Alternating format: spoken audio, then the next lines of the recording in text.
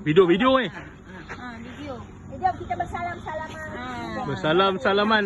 Cepat video Video. 1, 2, 3 dan 4, 5, 6, 7 dan 8. Apa dicari sudah pun dapat. Apa gaya tiga maling. Wah, sedap lagu tu.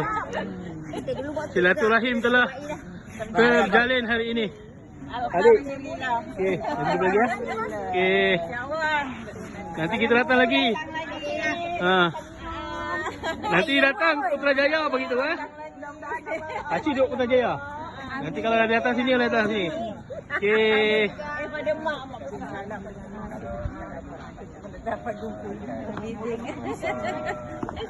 Best. Makan nasi impit.